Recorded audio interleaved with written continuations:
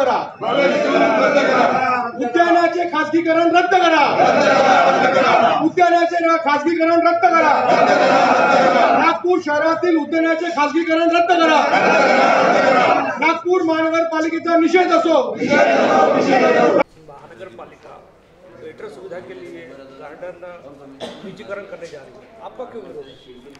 विरोध इसलिए है सर कि ये विकास के नाम पे लोगों को गुमराह किया जा रहा है, और ये गुमराह ऐसा किया जा रहा है कि कई व्यापारी, कई बड़ी संस्थाएं, प्रतिष्ठान इस बगीचे को लेने के लिए खुदेंगी, और खुदने के बाद जितना पैसा वो लगाएंगी उससे डबल चौबल दोगुना आय कमाएंगी वो। इसके बगीचे के अंदर सामान्य लोग तो घूमेंगे, पर उसके साथ जो व्यापारीकरण होगा, शादी की पार्टियां होंगी, बर्थडे की पार्टियां होंगी, जिससे प्रदूषण होगा, वातावरण खराब हो जाएगा, जो आपराधिक प्रवृत्ति के लोग बढ़ेंगे, ये सारी चीज़ों का डर हमें आज सता रहा है, इसलिए हम इसका विरोध कर रहे हैं। अभी महानगरपालिका स्वयं इसका मेंटेन कर रही है, क्या आप संतुष्ट नहीं है? महानगरपालिका स्वयं मेंटेन कर रही है। हमारा यही डिमांड है कि महानगरपालिका ने इसका मेंटेनेंस करना चाहिए। ये महानगरपालिका के हद्दी में रहेगा तो अच्छा सुरक्षित रहेगा और डेवलप रहेगा। अगर समझ लो इतना विरोध के बाद भी अगर महानगरपालिका निजीकरण का प्रस्ताव रखती है तो आप क्या करोगे? देखिए सर, इसके बारे में हमने नागपुर महानगरपालिका को आज निवेदन दिया हुआ है। नागपुर महानगरपालिका को ये बताया है कि कई बगीचों में सामाजिक और धार्मिक भावना लोगों की जुड़ी हुई है।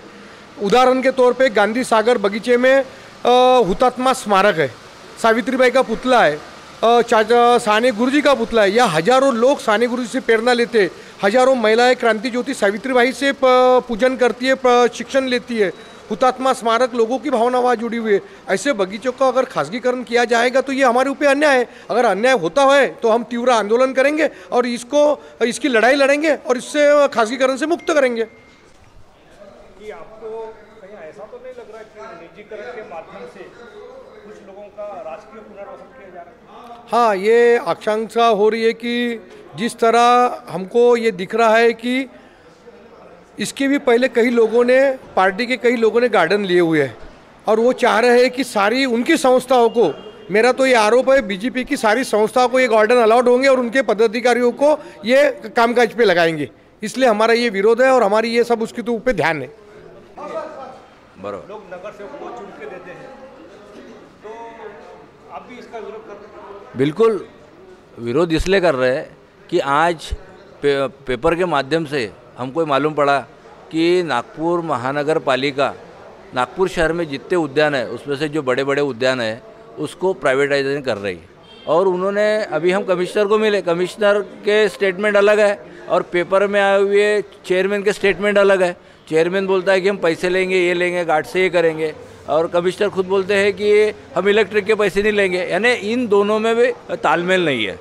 और हमारा ये सबसे बड़ा ये कहना है कि नागपुर शहर का गांधी सागर तालाब, वहाँ पे जो उद्यान है नागपुर शहर में या पूरे महाराष्ट्र के अंदर में, जब अंतुले साहब मुख्यमंत्री थे तब उन्होंने पूरे महाराष्ट्र के अंदर जितने भी तालुके हैं, जिले हैं, वहाँ पे एक हुतात्मा स्मारक बनाया था। और नागपुर शहर का हुतात्मा स्मारक उस गांधी सागर यानी चाचा नेहरू बाल भवन में है। तो हमारा आयुक्त साहब को ये कहना था कि उस बगीचे को छोड़ के, क्योंकि वो ज़्यादा बड़ा बगीचा नहीं है, आप बड़े बड़े बगीचे देते होंगे पर उसके अंदर में बोलते हैं कि रिसेप्शन करेंगे, लॉन होंगे, शादियाँ होंगी, तो फिर उससे अच्छा तो लॉन ही बढ़िया रहेगा ना। उससे पैसे कमाना है तो तुम ऐसे भी कमा सकते हो, फिर बगीचे किस क्या के लिए रख रहे।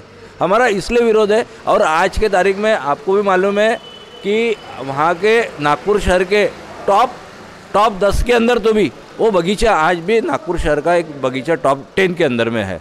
उसका मेंटेनेंस हम लोग पूरे ध्यान रखते हैं। वहाँ की जितनी संस्था है, गांधी सागर कल्याणकारी संस्था हो या आजू बाजू की जितनी संस्था है, वहाँ आने वाले लोग हैं, एक अपना बगीचा करके उसके ऊपर ध्यान देता है। रोज़ सुबेरे बोलो शाम बोलो, सब लोग एक अपने घर की चीज़ है, ऐसा सबका ध्यान रहता है। इसलिए आज वो बगीचा भी अच्छा है। नागपुर महानगर पालिका भी उसके ऊपर अच्छी मेंटेनेंस कर रही है। हमारा भी पूरा ध्यान है। और वहाँ की जितने संस्था है, मैं उनका भी आभार मानूंगा कि वो हमारे साथ में है। और हम इन्होंने कुछ किया तो हम इसके लिए आंदोलन करेंगे। अभी पहले तो पालक मंत्री को भी निवेदन देंगे कि भैया उस हुतात्मा स्मारक होने की वजह से उस बगीचे को वहाँ से निकाला जाए। जो RW के बारे में आपने कमिश्नर साहब को पूछा तो उसके पीछे क्या मकसद था? महानगर पालिका ने अभी तक कोई स्पष्ट ऐसी नीति बनाई नहीं है कि जिसके कारण वाकई में शहर के नागरिकों का फ़ायदा होगा खासगीकरण से। ऐसा लग रहा है कि फिर से एक बार महानगर पालिका की ओर से नागरिकों की जेब काटी जाएगी। अच्छा, ये जो चुनाव के 11 महीने पहले योजना बनाई, इसका क्या मकसद लगता है आपको? देखिए कैसा है, ये पूरा पॉलिटिकल माइलेज लेने के लिए सब किया जा रहा है। ऐसा लग रहा है कि हम लोग कितना काम करते हैं शहर में, और अभी कुछ दिन वो फ्री में देंगे, उसके बाद में निश्चित ही जो विजिटर्स रहेंगे या जो इच्छुक रहेंगे उनसे पैसे लिए जाएंगे। ये लोगों को बाद में ध्यान में आएगा कि यहाँ तो लूट मची है। ये बताइए सर कि जो अपने टैक्स, इसके बारे में क्या बताऊँ? देखिए, ये केंद्र सरकार रहे या स्टेट गवर्नमेंट रहे या लोकल अथॉरिटी रहे, कुछ जिम्मेदारी उन अथॉरिटी की रहती है। तुम्हारे मालमत्ता की संरक्षण की जिम्मेदारी ये गवर्नमेंट की है, वैसा भी आपको फैसिलिटी देने की भी जिम्मेदारी ये कारपोरेशन की है। कल तो बोलेंगे कि आप सांस लेते हैं उसके भी पैसे दो, ऐसा होता नहीं है। कल बोलेंगे तुम्हारे सुरक्षा के लिए पुलिस खड़ी है, उसके पैसे दो।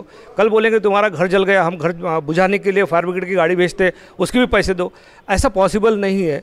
ये जिम्मेदारी होती है लोकल अथॉरिटी की। कुछ सुविधा, कुछ मूलभूत जो सुविधा होती है वो देने की जिम्मेदारी लोकल अथॉरिटी की होती है।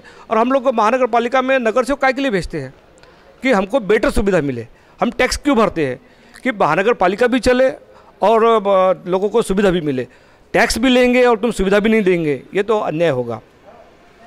महानगर पालिका से कैमरामैन श्याम आष्टीकर, आनंद माथने, नवराष्ट्र संदेश, नागपुर।